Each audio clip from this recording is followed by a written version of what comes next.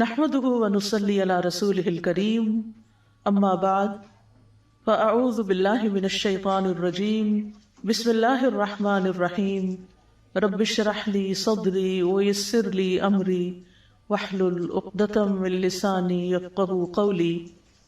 آج کی گفتگو کا عنوان ہے بچوں کی تربیت میں والدین اور اساتذہ کا کردار۔ سب سے پہلے تو یہ بات سمجھنی چاہیے کہ اسلام بچوں کو بہت اہمیت دیتا ہے۔ بچے اللہ کا عطیہ ہیں۔ اللہ سبحانہ و تعالیٰ جس کو چاہتا ہے لڑکیاں عطا کرتا ہے، جس کو چاہتا ہے لڑکے عطا کرتا ہے، جسے چاہتا ہے لڑکے اور لڑکیاں ملا کر دیتا ہے، اور جسے چاہتا ہے بانجھ بنا دیتا ہے۔ اولاد ایسی نعمت ہے جس کی دعا انبیاء علیہم السلام نے بھی کی۔ قرآن مجید میں حضرت زکریا کے بارے میں آتا ہے ہنالک دعا زکریا ربہ، وہیں زکریا علیہ السلام نے اپنے رب سے دعا کی رب ہب لی من لدنک ذریۃ طیبہ انک سمیع الدعاء، اے میرے رب مجھے اپنے پاس سے ایک پاکیزہ اولاد عطا فرما، بے شک تو ہی دعا کو بہت سننے والا ہے۔ اللہ سبحانہ و تعالیٰ بچوں کی پیدائش کو ایک خوشی کی خبر بتاتے ہیں، خوشخبری بتاتے ہیں۔ جب زکریا علیہ السلام کی دعا قبول ہوئی تو اللہ تعالیٰ نے فرمایا یا زکریا انا نبشرک بغلام اسمہ یحییٰ، اے زکریا ہم آپ کو ایسے لڑکے کی خوشخبری دیتے ہیں جس کا نام یحییٰ ہوگا۔ اسی طرح ابراہیم علیہ السلام کو بڑھاپے میں جب اللہ تعالیٰ نے اولاد کی خوشخبری دی تو اس کے بارے میں قرآن مجید میں آتا ہے وامرأتہ قائمۃ فضحکت فبشرناها باسحاق ومن وراء اسحاق یعقوب، اور اس کی بیوی کھڑی تھی یعنی ابراہیم علیہ السلام کی تو وہ ہنس پڑی، تو ہم نے اسے اسحاق کی اور اسحاق کے بعد یعقوب علیہ السلام کی خوشخبری دی۔ انبیاء علیہ السلام نے اولاد جیسی نعمت پر اللہ تعالیٰ کا شکر ادا کیا۔ ابراہیم علیہ السلام بچوں کی پیدائش پہ کہتے ہیں الحمدللہ الذی وہب لی علی الکبر اسماعیل و اسحاق ان ربی لسمیع الدعاء، سب تعریف اللہ کے لیے ہے جس نے مجھے بڑھاپے میں اسماعیل اور اسحاق جیسی اولاد عطا کی، بے شک میرا رب تو بہت دعا سننے والا ہے۔ نبی صلی اللہ علیہ وسلم بچوں سے پیار کرتے تھے اور حسن اور حسین رضی اللہ عنہما کو جنت کے پھول قرار دیتے تھے۔ ہما ریحانتایا من الدنیا، یہ دونوں دنیا میں میرے دو پھول ہیں۔ بچوں کی اور ازواج اور اولاد کی آنکھوں کی ٹھنڈک کی دعا بھی ہمیں سکھائی گئی ہے۔ عباد الرحمن کے حوالے سے قرآن مجید میں آتا ہے ربنا ہب لنا من ازواجنا وذریاتنا قرۃ اعین واجعلنا للمتقین اماما، اے اللہ ہمیں ہماری ازواج اور اولاد سے آنکھوں کی ٹھنڈک عطا کر، یعنی یہ انسان کے لیے خوشی کا باعث ہوتے ہیں، اور ہمیں متقین کا امام بنا۔ رسول اللہ صلی اللہ علیہ وسلم نے بچوں کو پودے بھی کہا ہے، فرمایا اللہ ہمیشہ اس دین میں ایسے پودے لگاتا رہے گا جنہیں وہ اپنی فرما برداری میں استعمال کرے گا، یعنی نیک بچے پیدا ہوتے رہیں گے اور آگے چل کر دین کی خدمت کرتے رہیں گے۔ بچے دین کو مضبوط کرنے کا ذریعہ بھی ہیں۔ ابن مبارک جب اصحاب حدیث کے بچوں کو دیکھتے جن کے ہاتھوں میں قلم دوات ہوتی تو وہ انہیں اپنے قریب کرتے اور کہتے کہ یہ دین کے پودے ہیں، یعنی آج ان کی نگہداشت کرو تاکہ کل کو یہ بڑے ہو کر فائدہ دیں، دین کے محافظ ہیں۔ مسکین بن بکیر کہتے ہیں کہ ایک شخص امام اعمش کے پاس سے گزرا جبکہ وہ حدیثیں سنا رہے تھے۔ اس شخص نے ان سے کہا آپ ان بچوں کو حدیثیں سنا رہے ہیں، یعنی چھوٹے بچوں کو کیوں آپ اتنی اہمیت دے رہے ہیں؟ تو امام اعمش نے کہا یہ بچے تمہارے لیے تمہارے دین کی حفاظت کرنے والے ہیں، یعنی آج ان کو حدیثیں سناؤ گے تو کل یہ آگے جا کر دوسروں کو سنانے والے ہوں گے، مستقبل کے داعی ہوتے ہیں۔ زکریا علیہ السلام نے جب دعا کی نیک اولاد کی تو ساتھ یہ بھی کہا یرثنی ویرث من آل یعقوب واجعلہ ربی رضیہ، جو میرا وارث بنے اور آل یعقوب کا وارث بنے اور اے میرے رب اسے پسند کیا ہوا بنا۔ یعنی آل یعقوب کون ہے؟ بنی اسرائیل، یعنی ان کے اندر ان کی اصلاح کرنے والا ہو۔ پھر انسان کی بہترین کمائی بھی ہے۔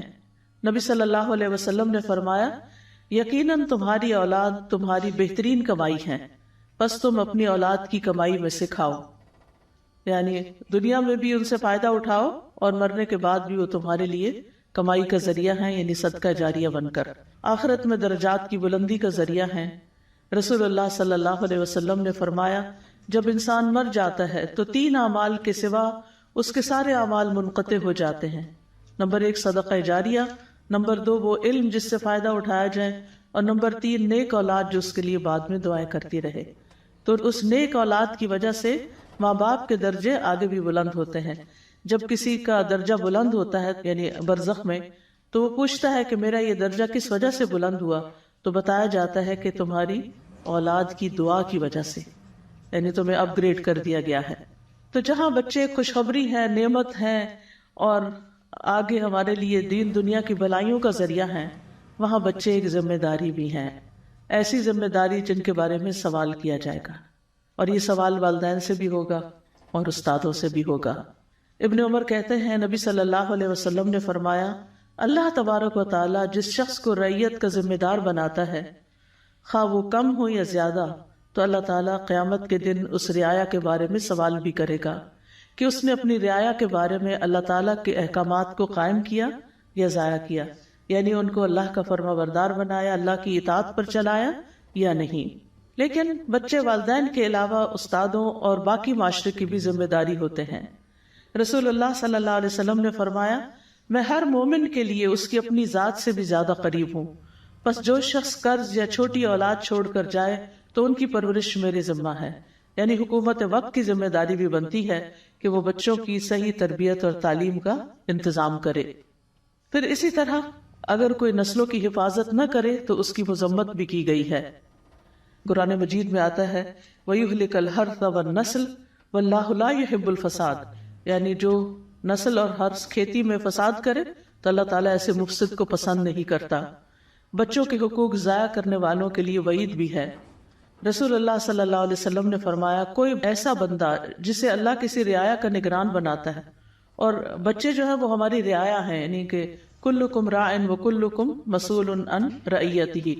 اسی حدیث میں آگے جا کے آتا ہے والمرأة راعیۃ فی بیت زوجہا ومسئولۃ عنہا، کہ عورت اپنے شوہر کے گھر میں نگران ہے اور اس سے اس کے بارے میں سوال کیا جائے گا۔ تو گھر میں ظاہر ہے کہ بچے ہوتے ہیں، تو بچوں کی ایک طرح سے نگرانی اس کی ذمہ داری ہے۔ فرمایا کہ اگر کوئی نگران اس حال میں مرتا ہے کہ وہ اپنی رعیت سے دھوکہ کرنے والا ہے تو اللہ اس پہ جنت حرام کر دیتا ہے، یعنی ان کے انٹرسٹ اور ان کے حقوق کی صحیح حفاظت کرنا بھی لازم ہے، چاہے والدین ہوں یا استاد ہوں۔ اب یہ ہے کہ وہ اپنی ذمہ داری کس طرح پوری کریں، تو اس سلسلے میں یہ یاد رکھنا چاہیے کہ بچے فطرت پر ہوتے ہیں، وہ بڑوں سے سیکھتے ہیں، یعنی ان کو سکھانے کے لیے، ان کی تربیت کرنے کے لیے ہمیں ان کے سامنے رول ماڈل بننا ہوگا۔ جو باتیں ہم ان میں چاہتے ہیں کہ وہ کریں، وہ کر کے دکھانی ہوں گی۔ یعنی بچے اگر ایسے ناپسندیدہ کام کرتے ہیں جو والدین کو ناخوش کرتے ہیں تو والدین فوراً ان کو ڈانٹنا شروع کر دیتے ہیں یا ناراض ہونا شروع کر دیتے ہیں، لیکن والدین کو یہ سوچنا چاہیے کہ انہوں نے یہ چیزیں سیکھی کہاں سے ہیں، یہ باتیں کہاں سے آئی ہیں۔ تو ظاہر ہے کہ جب چھوٹے ہوتے ہیں بچے خاص طور پر، تو وہ جو کچھ سیکھتے ہیں گھر سے ہی سیکھتے ہیں۔ ان کا جو مخصوص رویہ ہوتا ہے وہ ان کے ماحول کا نتیجہ ہوتا ہے، جو کچھ وہ محسوس کرتے ہیں، جو وہ دیکھتے ہیں، جو وہ سنتے ہیں، جو وہ کرتے ہوئے اپنے آس پاس پاتے ہیں۔ تو بچوں کی فطرت کا انحصار ان کے بڑوں پر ہے کہ ہر بچے کو اللہ تعالیٰ تو مسلمان ہی پیدا کرتا ہے، لیکن والدین اس کو یہودی یا عیسائی یا مشرک بنا دیتے ہیں۔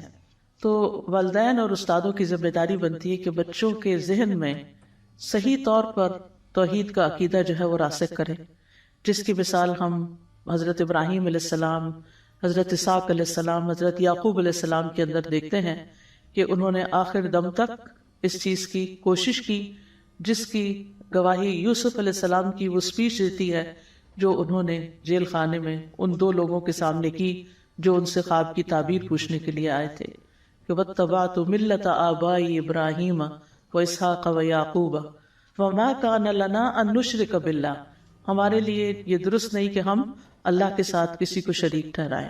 تو بڑے جو ہیں وہ بچوں کے لیے ایک رول ماڈل ہوتے ہیں۔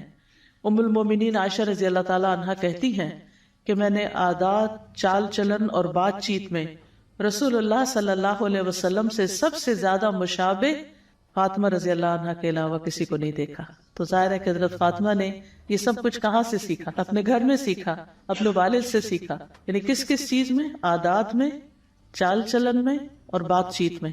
اسی لیے وہ جنت کی عورتوں کی سردار ہوں گی، اپنے اس اخلاق اور ان طور طریقوں کی وجہ سے جن کی جھلک ان کے کردار کے اندر پائی جاتی ہے، جو انہوں نے رسول اللہ صلی اللہ علیہ وسلم سے سیکھے تھے. جب بھی فاطمہ رضی اللہ تعالی عنہا آپ کے پاس آتی، آپ ان کی طرف کھڑے ہو جاتے، ان کا ہاتھ پکڑتے، انہیں بوسہ دیتے، انہیں اپنی جگہ پر بٹھا لیتے. اور جب آپ ان کے ہاں جاتے تو وہ اٹھ کر آپ کی طرف بڑھتی، آپ کا ہاتھ پکڑتی، بوسہ دیتی اور آپ کو اپنی جگہ پر بٹھا دیتی تھی. یہ تعلق ہے ایک باپ اور بیٹی کا، کتنا خوبصورت تعلق، اور کیا کچھ سکھانے کو ہے اس میں. یعنی نبی صلی اللہ علیہ وسلم امت کے لیے تو شفیق تھے ہی، لیکن کس طرح اپنی اولاد کے لیے بھی شفیق تھے، اور شادی کے بعد بھی کتنی محبت کے ساتھ ان سے پیش آتے ہیں. اور حضرت فاطمہ بھی جواباً کتنی زیادہ محبت ان سے کرتی ہیں. آج اکثر ماں باپ اس بات پہ پریشان ہوتے ہیں کہ ہمارے بچے منہ توڑ جواب دیتے ہیں، ہماری عزت نہیں کرتے، ہماری بات نہیں مانتے، بات نہیں سنتے، نماز نہیں پڑھتے.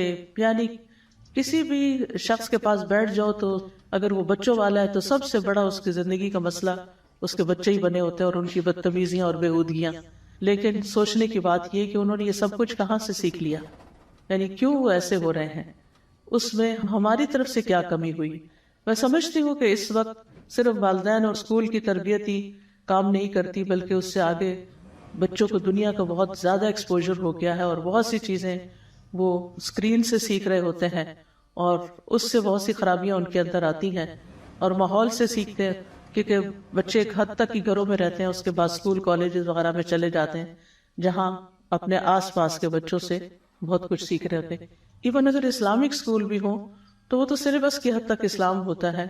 اگر خوش قسمتی سے اچھے مسلمان ٹیچرز مل جائیں تو وہ بچوں کی زندگی میں ایک بڑا رول پلے کرتے ہیں.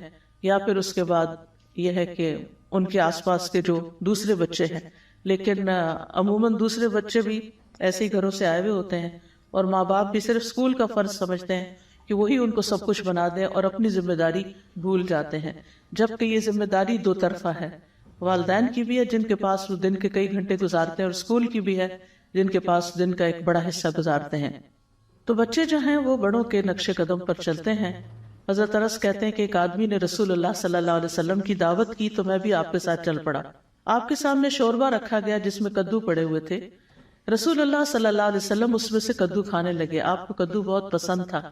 انس کہتے ہیں کہ جب میں نے یہ دیکھا تو میں کدو آپ کے سامنے کرنے لگا. میں نے وہ خود نہ کھائے تاکہ آپ کھا لیں، آپ کو پسند ہے. فرماتے ہیں کہ اس کے بعد میں ہمیشہ کدو پسند کرنے لگا. جو کھانا بھی میرے لیے تیار کیا گیا، جتنا بھی ہو سکا میں نے اس میں کدو کو ضرور شامل کر لیا، یعنی ہر ڈش میں وہ شامل کر لیا. تو اس سے آپ اندازہ لگائیں کہ صرف آپ کے ایک ایکشن کو دیکھ کر کہ کسی کی دعوت میں آپ کدو چن چن کے کھا رہے ہیں تو انہوں نے بھی زندگی بھر کے لیے اس کو اپنا لیا. وہ ایسا انداز ہوگا، وہ ایسی ادا ہوگی کہ حضرت انس رضی اللہ عنہ کے دل میں اتر گئی. عبید بن جریج کہتے ہیں کہ انہوں نے عبداللہ بن عمر سے کہا، اے ابو عبد الرحمن، میں نے آپ کو 4 ایسے کام کرتے ہوئے دیکھا ہے جو آپ کے ساتھیوں کو کرتے ہوئے نہیں دیکھا. وہ کہنے لگے، اے ابن جریج وہ کیا ہیں؟ ابن جریج نے کہا کہ میں نے طواف کے وقت دیکھا کہ آپ 2 یمانی رکنوں کے سوا کسی رکن کو ہاتھ نہیں لگاتے. دوسرا، میں نے آپ کو سفتی جوتے پہنے دیکھا. تیسرا، میں نے دیکھا آپ زرد رنگ استعمال کرتے ہیں. چوتھا، میں نے دیکھا کہ جب آپ مکہ میں تھے لوگ ذی الحج کا چاند دیکھ کر احرام باندھنے لگتے، آپ 8ویں تاریخ تک یوم ترویہ تک احرام نہیں باندھتے تھے. تو عبداللہ بن عمر نے جواب دیا کہ دوسرے ارکان کو تو میں اس لیے نہیں چھوتا کیونکہ میں نے رسول اللہ صلی اللہ علیہ وسلم کو یمانی رکنوں کے علاوہ کسی رکن کو چھوتے ہوئے نہیں دیکھا. سفتی جوتے میں اس لیے پہنتا ہوں کہ میں نے دیکھا کہ رسول اللہ صلی اللہ علیہ وسلم ایسے جوتے پہنے ہوئے تھے جن پر بال نہیں تھے. آپ انہی پر وضو کرتے تو میں بھی انہی کو پہننا پسند کرتا ہوں. زرد رنگ کی بات یہ ہے کہ میں نے رسول اللہ صلی اللہ علیہ وسلم کو زرد رنگ رنگتے ہوئے دیکھا، میں بھی اسی رنگ سے رنگنا پسند کرتا ہوں. اور احرام باندھنے کا معاملہ یہ ہے کہ میں نے رسول اللہ صلی اللہ علیہ وسلم کو اس وقت تک احرام باندھتے ہوئے نہیں دیکھا جب تک آپ کی اونٹی آپ کو لے کے چلنا پڑتی، یعنی 8ویں تاریخ کو. تو اب آپ دیکھیں کہ چاروں چیزوں میں وہ کیا بتاتے ہیں کہ میں کیوں کرتا ہوں، کیونکہ میں نے رسول اللہ صلی اللہ علیہ وسلم کو کرتے ہوئے دیکھا ہے. ٹھیک ہے، آپ کا اتباع اور آپ کی سنت کو فالو کرنا دین کا ایک حصہ ہے، لیکن اس سے آپ اندازہ لگائیں کہ بہت سی چیزیں صحابہ نے صرف دیکھ کے سیکھی ہیں، آپ نے فرمایا نہیں، وہ صرف نوٹ کرتے تھے، دیکھتے رہتے تھے کہ کیا ہو رہا ہے، اور جو دیکھتے تھے وہی کرنے لگتے تھے۔ آج بچے کیوں نہیں کرتے؟ کیونکہ ہم بڑے نہیں کرتے۔ جب تک ہمارے اندر وہ اخلاق نہیں آئے گا، ہمارے اندر وہ ذمہ داری نہیں آئے گی، جب تک ہمارے اندر وہ سب کچھ نہیں آئے گا جو ہم بچوں میں لانا چاہتے ہیں، تو پھر بچے بھی وہ نہیں کریں گے۔ تو بچوں کی تربیت کے لیے سب سے پہلا نقطہ جو ہے، یا سب سے پہلا اصول جو ہے، وہ ہے عملی نمونہ بننا۔ عمل کر کے دکھائیں، جو کروانا ہے وہ کر کے دکھائیں۔ جس چیز کی آپ کی زندگی میں امپورٹنس ہوگی، جس چیز سے آپ محبت کرتے ہوں گے، جو آپ کی چاہت ہوگی، وہ خود بخود بچوں میں ٹرانسفر ہوتی جائے گی، الا ماشاء اللہ۔ تو والدین اور معلم سب سے پہلے خود دین پر کاربند ہوں۔ حضرت عائشہ کہتی ہیں جب سے میں نے ہوش سنبھالا، میں نے یہی دیکھا کہ میرے والدین دین اسلام قبول کر چکے تھے، یعنی میں نے ان کو اسلام پر ہی پایا۔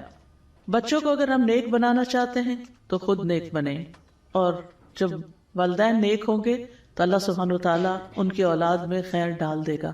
بعض اوقات ہم پریشان ہوتے ہیں بچپن میں، جب وہ چھوٹے ہوتے ہیں ہمارے ہاتھوں میں ہوتے ہیں، ہم ان کی ہر لحاظ سے اچھی تربیت کرنے کی کوشش کرتے ہیں، جب بڑے ہوتے ہیں بڑا ایکسپوجر ملتا ہے، باہر نکلتے ہیں تو اپنی مرضیاں کرنے لگتے ہیں۔ لیکن اس میں بھی انسان کو تسلی رکھنی چاہیے کہ اللہ سبحانہ وتعالیٰ ضرور ان کو پلٹائے گا، کیونکہ اللہ تعالیٰ ان بچوں کی حفاظت کرتا ہے دین کی کہ جن کے والدین صالح ہوتے ہیں۔ جیسے سورۃ الکہف میں ہمیں پتہ چلتا ہے کہ حضرت خضر نے ان بچوں کی دیوار بنا دی تھی جن کے بستی والوں نے انہیں کھانا بھی نہیں کھلایا تھا۔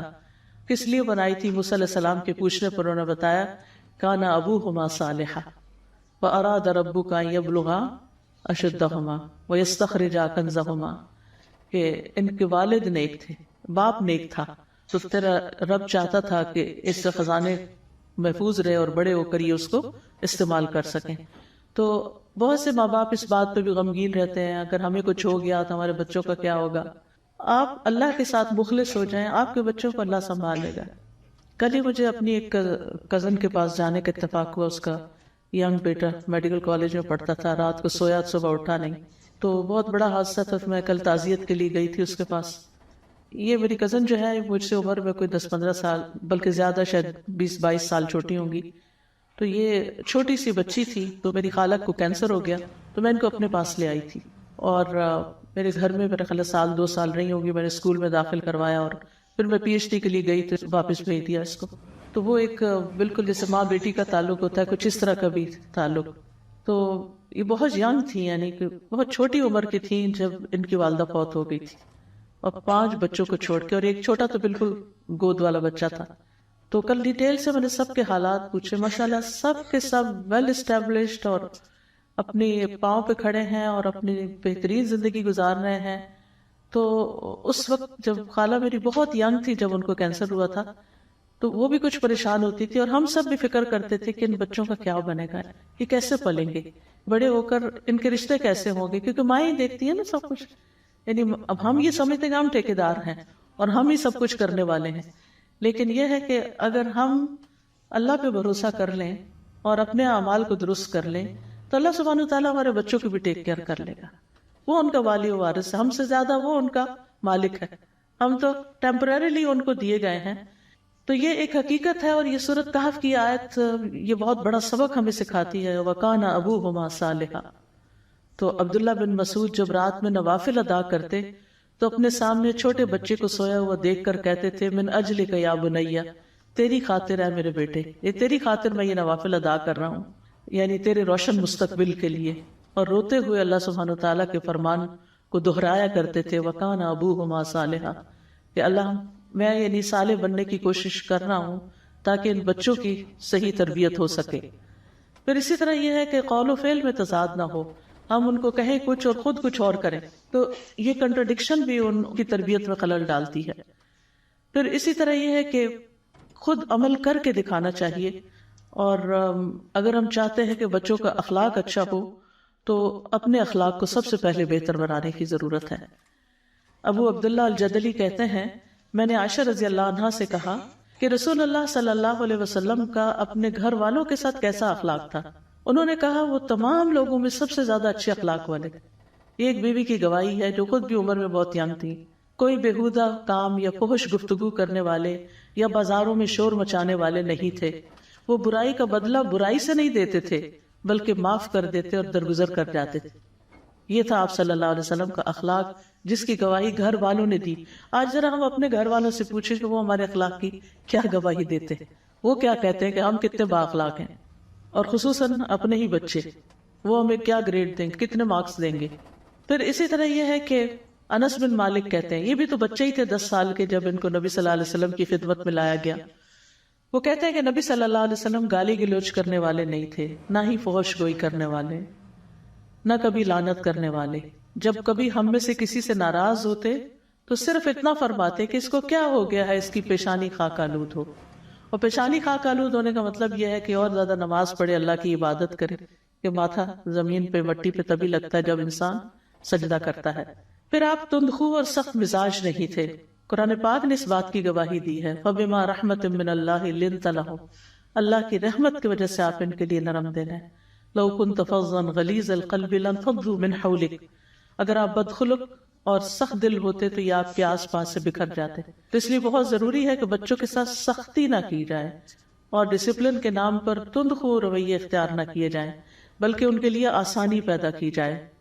نبی صلی اللہ علیہ وسلم نے فرمایا، بے شک اللہ نے مجھے مشکلات میں ڈالنے والا اور سختی کرنے والا بنا کے نہیں بھیجا، بلکہ مجھے آسانی کرنے والا اور معلم بنا کر بھیجا ہے۔ اللہ تعالیٰ خود رفیق ہے اور رفق یعنی نرمی کو پسند کرتا ہے۔ نفرت اور اختلاف گھروں کے اندر نہیں ہونا چاہیے۔ اگر والدین میں یا ٹیچرز میں باہم کسی قسم کی کوئی چپکلش ہو، آپس کی لڑائی جھگڑے ہوں، بہت زیادہ اختلافات ہوں، ایک دوسرے کی رسپیکٹ نہ کرتے ہوں، تو بچے کبھی رسپیکٹ کرنا بڑوں کی نہیں سیکھتے۔ تو اگر ہم چاہتے ہیں کہ ہمارے بچے بڑوں کی عزت کرنے والے ہوں تو بہت ضروری ہے کہ ہم خود بڑے ایک دوسرے کی رسپیکٹ کرنے والے۔ ٹھیک ہے اختلاف ہو جاتا ہے، دو کوئی بھی لوگ، اور ویسے بھی مرد اور عورت ایک نہیں ہوتے، مردوں کی اپنی طرح سوچ ہوتی ہے، عورتوں کی اپنی سوچ ہوتی ہے۔ تو ہسبینڈ وائف کے اندر ہر چیز میں اتفاق ہو نہیں سکتا، اختلاف ہو لیکن ایک لحاظ کے ساتھ، ایک تمیز کے ساتھ، ایک ادب کے ساتھ، اور یہ انتہائی ضروری ہے۔ پھر اسی طرح بچوں سے کیے ہوئے وعدے پورے کرنے چاہیے، پریشان کن کیفیات میں ان کی گھبراہٹ دور کرنی چاہیے، تسلی دینی چاہیے، مشکل حالات میں خود ان کے لیے سہارا بننا چاہیے، ان کے درمیان ایک ٹرسٹ پیدا کرنا چاہیے۔ دوسری اہم چیز تربیت میں جو بہت ضروری ہے وہ ہے ان کے دل میں اللہ اور اس کے رسول کی محبت ڈالنا۔ ہم کوشش کرتے ہیں وہ ہم سے محبت کریں، ہمارے خاندان سے محبت کریں، اس ملک سے کریں، اس سے کریں، اس سے کریں، ٹھیک ہے، باقی محبتوں کی بھی اپنی جگہ ہوتی ہے، لیکن سب سے زیادہ ان کے دل میں محبت کس کی ہونی چاہیے؟ اللہ اور اس کے رسول صلی اللہ علیہ وسلم۔ تب وہ اللہ کی اطاعت کرے، تب وہ رسول صلی اللہ علیہ وسلم کی اطاعت کرے، تب وہ ان کو بڑا مقام دے گی۔ لیکن اگر ہم ہر وقت اپنے سے ہی ڈراتے رہیں اور اپنا ہی لالچ دلاتے رہے تو پھر بات نہیں بنے گی۔ یہ لازم ہے کہ ان کے دل میں یہ خیال ڈالیں کہ اللہ دیکھ رہا ہے، کیونکہ اگر ہم یہ کہیں کہ تمہارے ابا کو بتاؤں گی، اس کو بتاؤں گی، یوں پٹائی کروں گی، یہ تربیت کی باتیں نہیں ہیں۔ تو صرف رولز یا اصولز یا ڈسپلن کے نام پہ سختی کرنا جو ہے یہ درست نہیں۔ عبداللہ بن عباس رضی اللہ عنہما سے مروی ہے کہ ایک دن میں رسول اللہ صلی اللہ علیہ وسلم کے پیچھے سوار تھا تو آپ نے فرمایا، اے لڑکے، میں تجھے چند کلمات سکھا رہا ہوں، اللہ کے احکام کی حفاظت کرو، اللہ تمہاری حفاظت کرے گا۔ اور یہ اس وقت بالکل بچے تھے ابھی عبداللہ بن عباس، اور کتنی بڑی بڑی باتیں سکھا دی آپ نے۔ اللہ کے احکام کی حفاظت کرو، تم اسے اپنے سامنے پاؤ گی، جب مانگو اللہ سے مانگو۔ یہ بچوں کو سکھانے کی چیز ہے، جب مانگو، کچھ بھی چاہیے اللہ سے مانگو، جب مدد چاہو اللہ سے چاہو۔ جان رکھو اگر ساری دنیا مل کر تمہیں کوئی فائدہ پہنچانا چاہے تو فائدہ نہیں دے سکتی سوائے اس کے جو اللہ نے تمہارے لیے لکھ دیا ہے۔ قلم اٹھا لیے گئے اور صحیفے خشک ہو گئے۔ اور اسی طرح اگر ساری دنیا مل کے تمہیں کوئی نقصان پہنچانا چاہے تو کوئی نقصان نہیں دے سکتی۔ کتنا بہادر اور جری بنا دیا کہ کوئی تمہیں کچھ نقصان نہیں دے سکتا۔ اللہ کی حفاظت تمہارے ساتھ ہونی چاہیے۔ پھر اللہ ہی کا ڈر پیدا کرنا، جیسے لقمان کی نصیحت اپنے بیٹے کے لیے قرآن مجید میں اس کا ذکر آتا ہے، یا بنی ان تک مثقال حبۃ من خردل فتکن فی صخرۃ او فی السماوات او فی الارض یأتی بها اللہ ان اللہ لطیف خبیر۔ اے میرے چھوٹے بیٹے، بے شک اگر کوئی چیز رائی کے دانے کے وزن کی کیوں نہ ہو، کسی چٹان میں ہو یا آسمانوں میں ہو یا زمین میں، تو اسے اللہ لے آئے گا، بے شک اللہ بڑا باریک بین، پوری خبر رکھنے والا ہے۔ تو اس سے یہ پتہ چلتا ہے کہ بچوں کو اللہ کا ڈر بھی پیدا کرنا چاہیے کہ کوئی کام تم چھپ کے کرو گے تو اللہ سبحانہ وتعالیٰ تو اس کو دیکھ لے گا۔ ماما سے چھپ سکتے ہو، بابا سے چھپ سکتے ہو، اللہ سبحانہ وتعالیٰ سے نہیں چھپ سکتے۔ تو بچوں کو اپنا ڈر نہیں، اللہ کا ڈر سکھائیں۔ پھر اسی طرح بچوں کو دینی احکام کی پابندی کروائیں، 7 سال کی عمر میں نماز شروع کروا دیں۔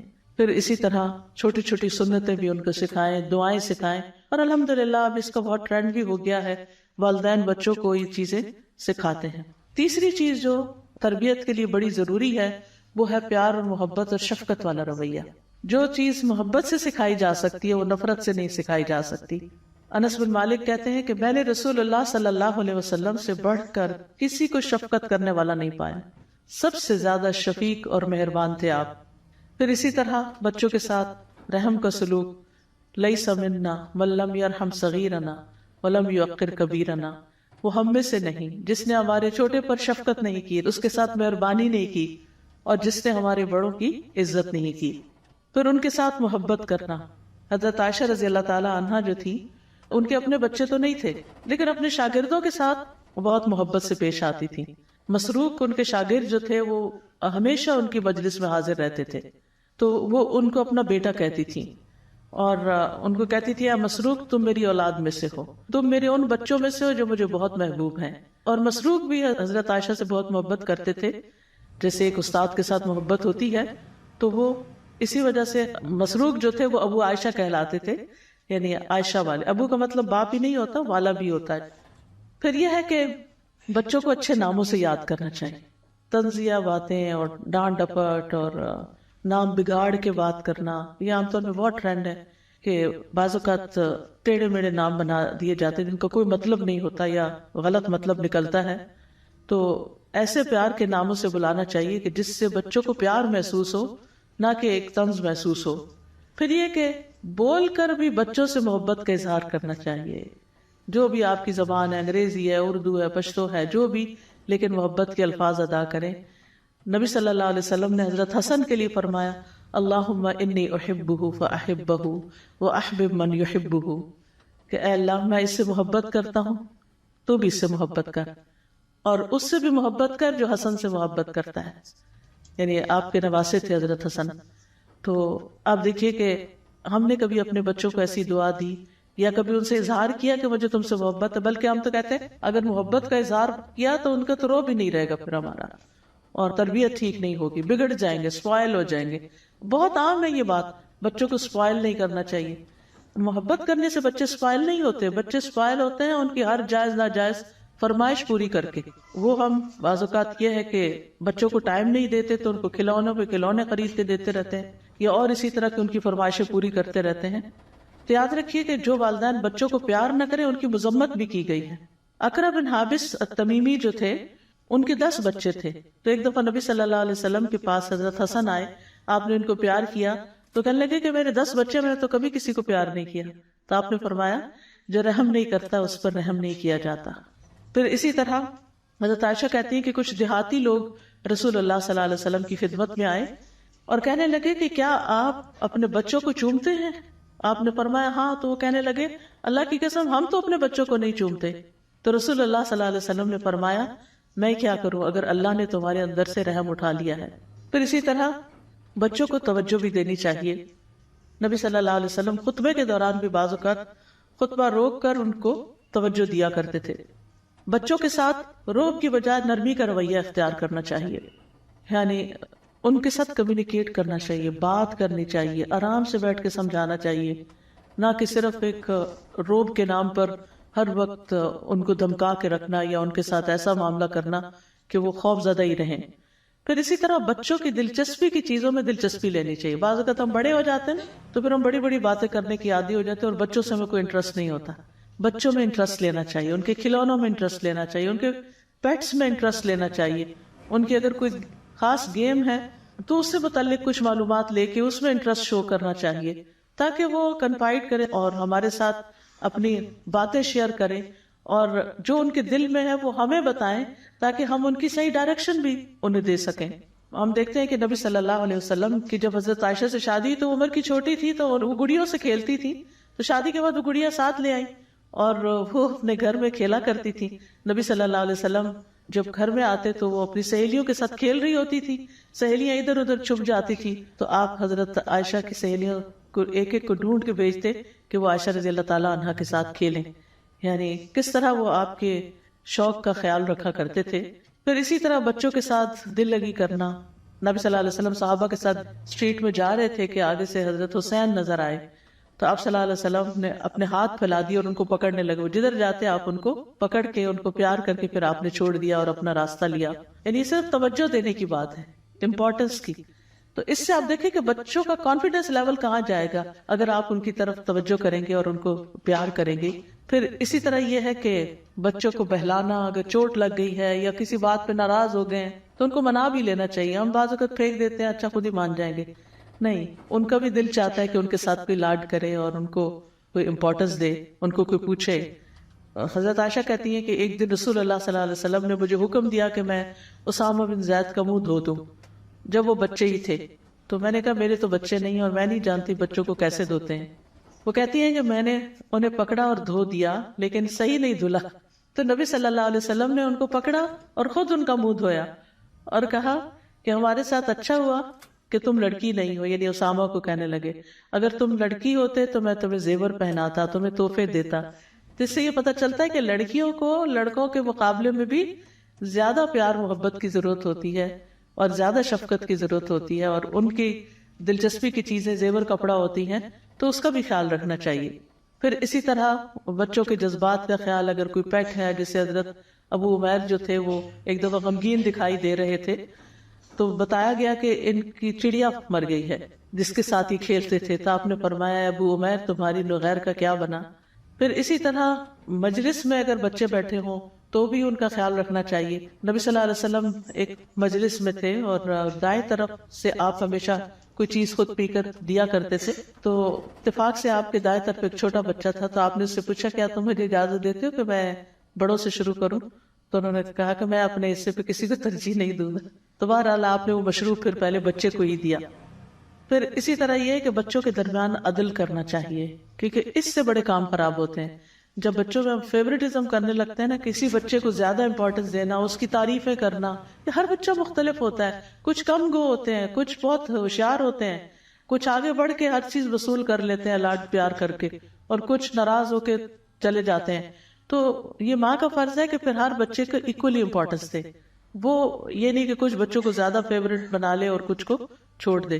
اسی طرح کلاس میں بھی کچھ بچے ذہین ہوتے ہیں، کچھ بچے ذرا کمزور ہوتے ہیں، تو کمزور بچوں کو پیچھے نہیں چھوڑ دینا چاہیے، ان کو بھی آگے بڑھانا چاہیے.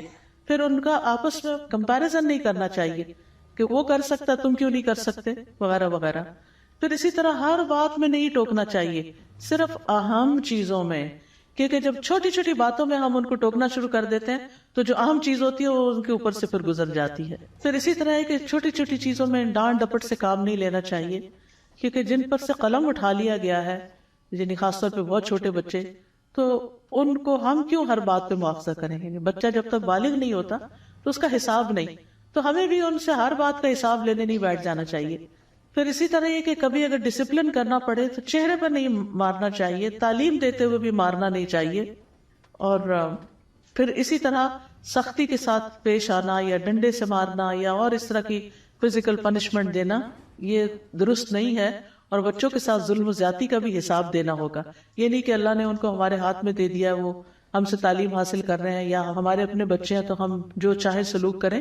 نہیں، ان کے بارے میں بھی پوچھ ہوگی. چوتھی چیز ہے بچوں کی کردار سازی، ان کو اخلاق سکھانا، کیونکہ لاڈ پیار میں ایسا نہ ہو کہ وہ بد اخلاق ہو جائے.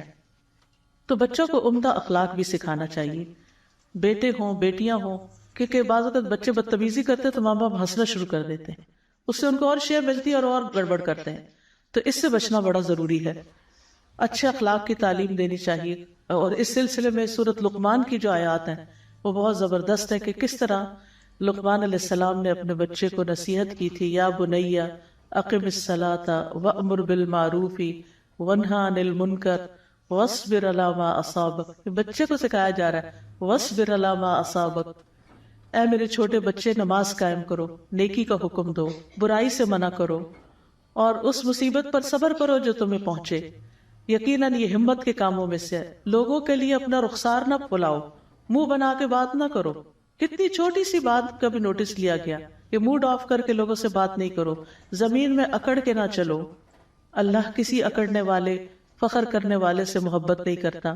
اپنی چال میں درمیانہ روی اختیار کرو، اپنی آواز پست رکھو، والیوم لو رکھو۔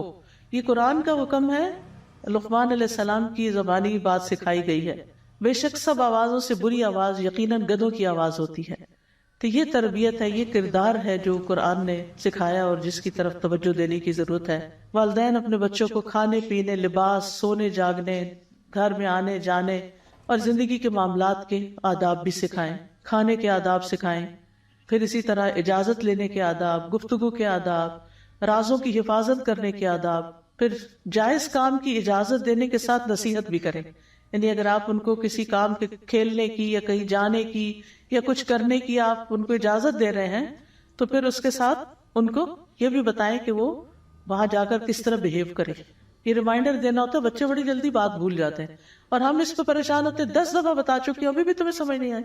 وہ معصوم شکل دیکھ رہے ہوتے ہیں کہ کون سی بات ہے 10 دفعہ کہی گئی، کیونکہ انہیں بھول چکا ہوتا ہے 10 دفعہ کا بھی۔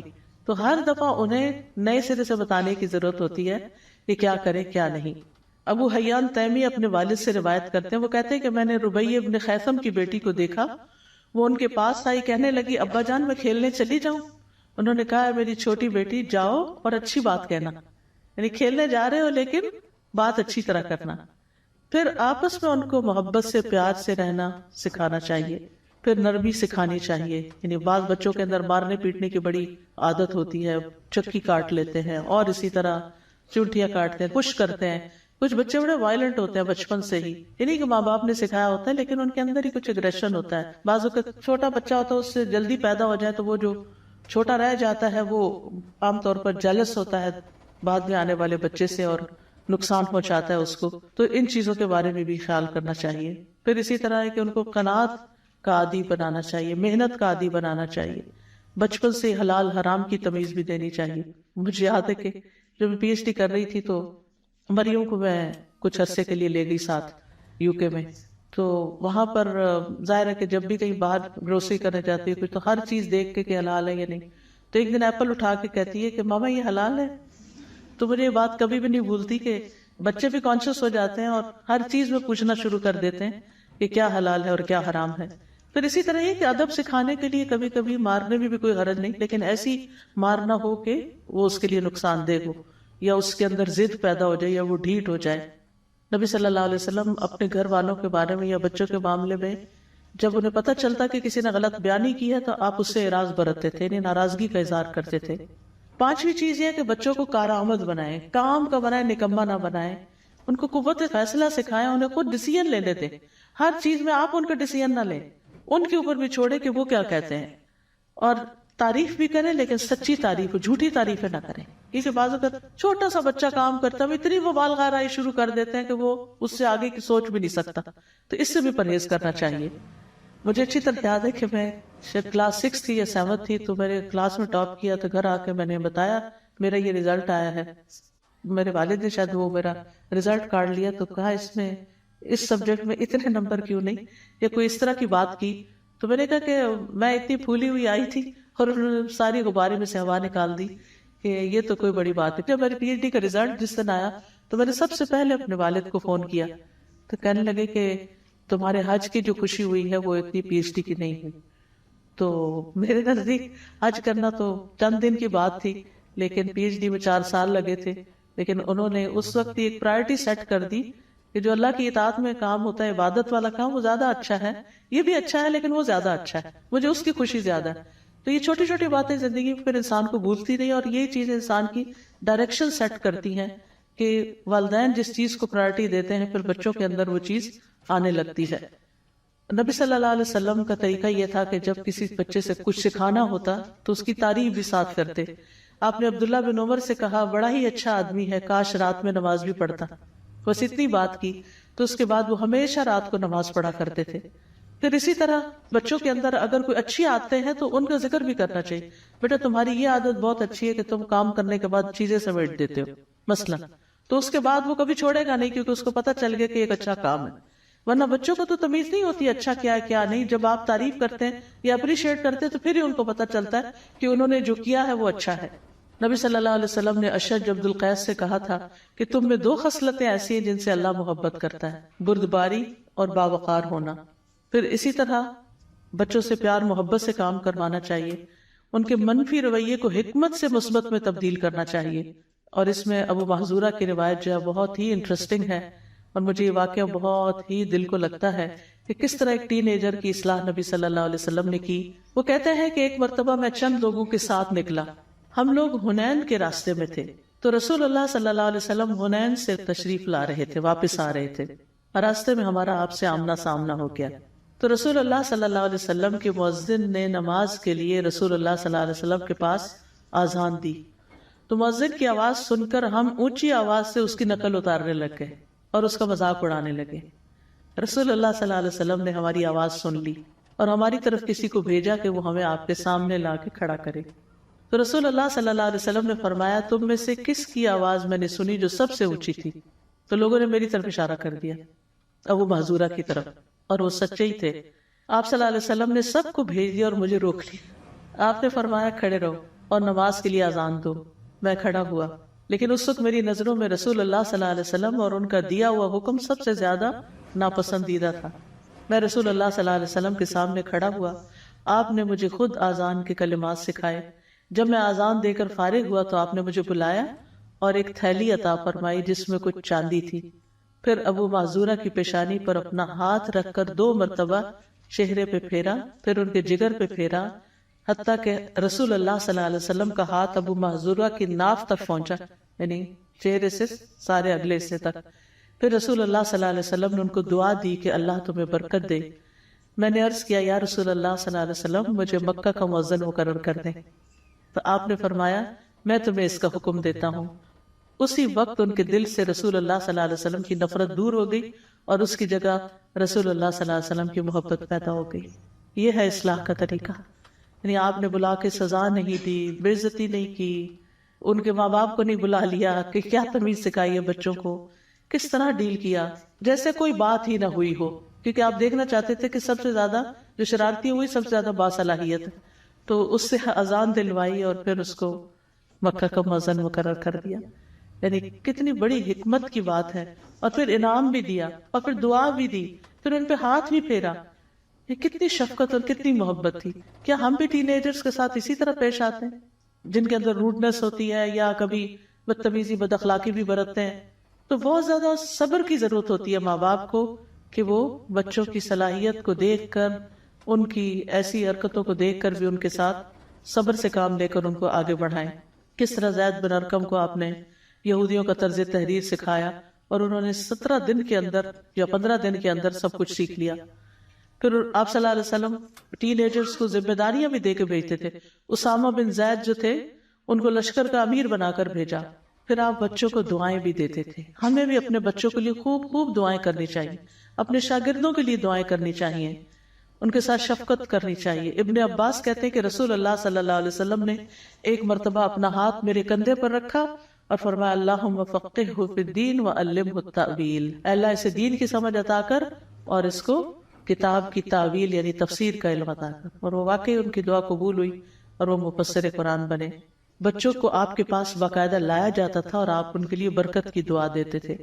حضرت انس رضی اللہ عنہ کو نبی صلی اللہ علیہ وسلم نے جو برکت کی دعا دی کہ مال میں اور اولاد میں اور رزق میں برکت ہو، تو ان کا باغ جو تھا سال میں 2 بار پھل لایا کرتا تھا. اور یعنی کہ 100 سے زیادہ بچے انہوں نے خود اپنی زندگی میں بچے اور بچوں کے بچے دیکھے تھے. ان کی زندگی بھی بہت لمبی ہوئی تھی. تو یہ رسول اللہ صلی اللہ علیہ وسلم کی دعا کا نتیجہ تھا. تو کوشش، صبر اور دعا یہ ہتھیار ہیں بچوں کی تربیت کے، چاہے استاد ہوں یا والدین ہوں. اگر چھوٹے بچے ہیں تو آپ ان کو دعائیں، ان کا ترجمہ سکھاتے ہوئے توحید سکھا سکتے ہیں. اس کے علاوہ ان کو کہانیاں سنائے پیغمبروں کی، کیونکہ ہر پیغمبر توحیدی کے لیے بھیجا گیا تھا، ایک اللہ کی عبادت کے لیے. اور پھر کس طرح ان کی قوم جو تھی وہ نہیں مانی تو ان کے ساتھ کیا ہوا. یہ پیغمبروں کے قصے جو ہیں بہترین تربیت کرتے ہیں. پھر صحابہ کے قصے جو ہیں. یاد رکھیے جب تک ماں باپ اپنا رول نہیں پلے کریں گے بچوں کی تربیت نہیں ہو سکتی. یعنی استاد بھی کرے گا لیکن سب سے اہم ذمہ داری خود ماں باپ ہی کی ہوتی ہے. اتنی مصروفیت کے باوجود میں ہر اس چیز پہ گئی جس پہ میرا بیٹا گیا کہ وہ اس نے فیس بک بنائی میں نے بھی بنا لی کیونکہ میں نے اس کو دیکھنا تھا یہ کر کیا رہا ہے. وہ انسٹاگرام پہ گیا میں نے انسٹاگرام بنا لی. میں نے اسی سے بنا میں نے کہا مجھے بنا کے دو اور پھر سیکھا بھی. بلکہ اسکول کے بچوں نے انسٹاگرام پہ کچھ کیا تو میں نے ان کو فالو شروع کر دیا. اگلے دن میں نے دیکھا کہ انہوں نے میرے نام پہ سرکل لگا کے اس کو پوسٹ کیا ہوا. کیونکہ بچوں کے اندر ٹیلنٹ بھی بہت ہوتا ہے اور ان کو خوشی بھی ہوتی ہے کہ یعنی ماں باپ جو ہیں وہ ہماری سرگرمیوں سے واقف ہیں. تو یہ ہے کہ کبھی یہ ظاہر نہ کرے کہ مجھے نہیں آتا. آپ یہ کہیں کہ میں نے سیکھنا ہے مجھے بھی چاہیے اور خوشی سے پھر دکھاتے ہیں اور شیئر بھی پھر کرتے ہیں کیونکہ ان کے نزدیک تو کارنامہ یہی ہے. یہ چند چیزیں جو کر کے وہ سمجھتے ہیں کہ ہم نے بہت کچھ کر لیا تو اس میں جو ٹھیک ہو اس کے اپریشیٹ کریں, جو ٹھیک نہ ہو انٹرسٹ لے رہی ہیں مجھ میں, میرے کاموں میں انٹرسٹ لے رہی ہیں اور آنےسٹ فیڈ بیک دینی چاہیے. یعنی کہ میں جھوٹی تعریف نہیں کرتی, جہاں غلط ہوتا ہے میں بتا دیتی ہوں, وہ مانے یا نہ مانے لیکن میں صحیح رائے دے دیتی ہوں کہ یہ چیز درست نہیں ہے. اور جب بچے بڑے ہو جاتے ہیں نا پھر بہت زیادہ امپوز بھی نہیں آپ کر سکتے, پھر آپ کو تھوڑا سا اگنور بھی کرنا پڑتا ہے. میں سمجھتی ہوں میری پھوپھی نے میرے ساتھ بہت احسان کیے. چھوٹی چھوٹی چیزوں میں اتنی باریکی سے وہ بتاتی تھیں, وقت نہیں ضائع کرتے, یہ ایسے رکھتے ہیں, یہ ایسے اٹھاتے ہیں, یہ ایسے کرتے ہیں. میں سمجھتی ہوں کہ ان کا میری زندگی میں بہت بڑا حصہ ہے.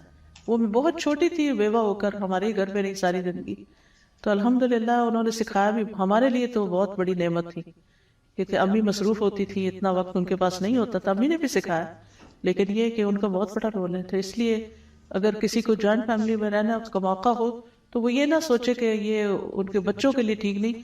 ہم سب کچھ خود ہی نہیں سکھا سکتے بچوں کو. دین کو پیش خوبصورت طریقے سے کریں جس سے وہ ان کو ریسٹرکشن نہ لگے بلکہ ان کو ایک گائیڈنس لگے, ان کو ایک رحمت لگے. یہ اب آپ لوگوں کو سیکھنا پڑے گا کہ کیسے کس موقع پر اور کیا چیز ان کو دیں.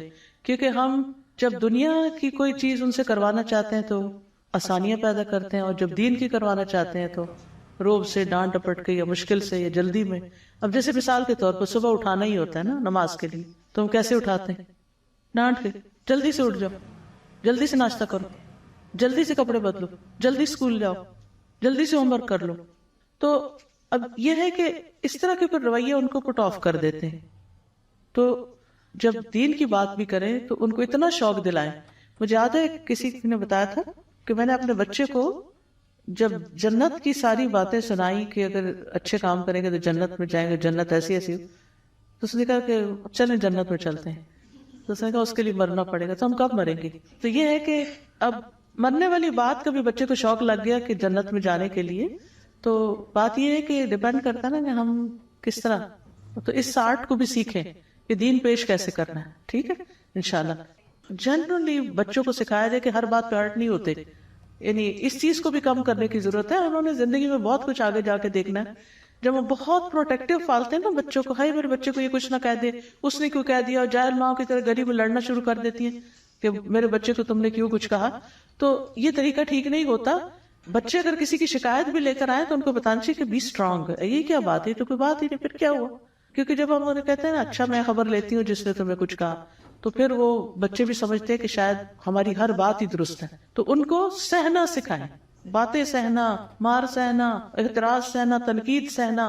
جب وہ اسٹرانگ ہوں گے تو بڑے بڑے کام کریں گے, اور اگر اسٹرانگ نہیں ہے نا اور چھوٹی چھوٹی چیز پر ہی رونے دھونے بیٹھ گئے تو وہ بہت کچھ زندگی میں بڑا رول نہیں پلے کر سکتے. نماز سے پہلے نا ایمان کی طرف لائیں, دین کی محبت اس کے اندر ڈالیں. کیونکہ ہم نماز سے شروع کرتے ہیں تو ان کو سمجھ نہیں آتی نماز کیوں پڑھے. ٹھیک ہے نا, تو اللہ کی محبت پہلے ڈالیں پھر وہ اللہ کے آگے جھکے. جزاکم اللہ خیرا. سبحانک اللہم و بحمدک, اشہد ان لا الہ الا انت, استغفرک و اتوب الیک. السلام علیکم و رحمۃ اللہ وبرکاتہ.